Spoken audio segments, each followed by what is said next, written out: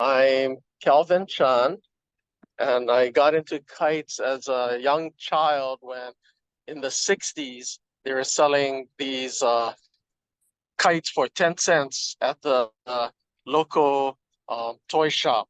And this was called the high flyer kites. And I used to fly them for a distance. And then I saw a Filipino man in my neighborhood who flew this kite that went straight up perpendicular to the ground rather than distant.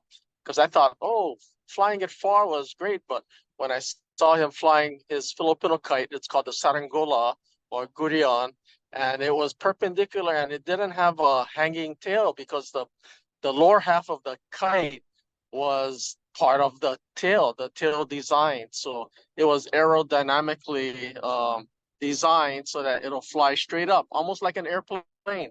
So by then, I majored in business and education, mathematics, secondary math, and computers. So I wanted to introduce STEM into the classroom. So I taught all of my students in mathematics hands-on application, and this was in the 80s in mathematics. So that's how I got into kites.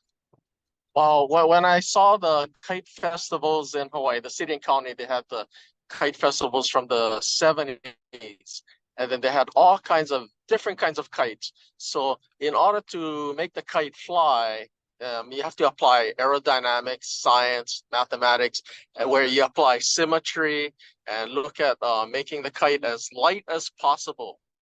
And so I applied geometric concepts to the I guess application of STEM, and that was the early days of STEM because now STEM is kind of popular now in the curriculum.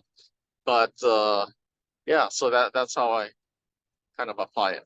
Oh, I have another one in Hangzhou. So I was just at the world's biggest kite festival. It's in Weifang, China, where there were 46 countries and over 400 kite makers and flyers. And then they had, in fact, the opening ceremony had over 20,000 um, in attendance for the opening. It's like the Olympics. We marched into the stadium by different countries. So I represented the United States, and we had others from Minneapolis, Illinois. This is participate maybe in the American Kite Flyers Association. It's a national one, but the traditional kite flyers, most of the ones in the 70s that I knew, they all passed away already. So the art is dying. And then I picked up the art through the State Cultural Arts Foundation, the mentorship master apprenticeship program. So that's how I learned it in the 80s. And then I learned it from my master, Patricio Ganga. Well, this one I got a trophy for a glass trophy, a beautiful trophy that's for outstanding performance in flying. And so the kite went straight up, and they were amazed because most of the other kites were made out of material, and then it flew more of a distance. But I had a lightweight plastic and bamboo, and I applied fiberglass. So I tried to do it, with modern materials because I couldn't bring the big bamboo and do the traditional kite. So I'm just carrying it now. That's it. This is what it looks like though. I yeah, got I my saw your picture. It looks amazing. yeah, yeah. So and then so uh KHON did a segment 2 years ago of my kites on during the National Kite Month.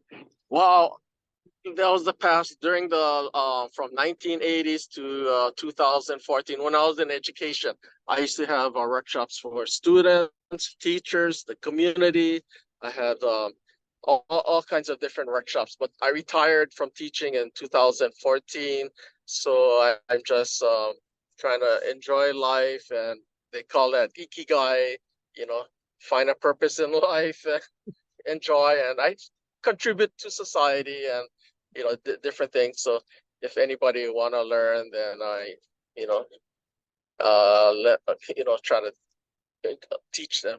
Well, I have a website and I have YouTube videos. So I provide YouTube videos on Asian kites. I have kites from around the world, and in the Philippines, all the things that my master taught me, I see it on YouTube now. In those days, in the 80s, there were no YouTube videos, but now there are YouTube videos that I could see, and then they're doing the exact same thing that my master has taught me.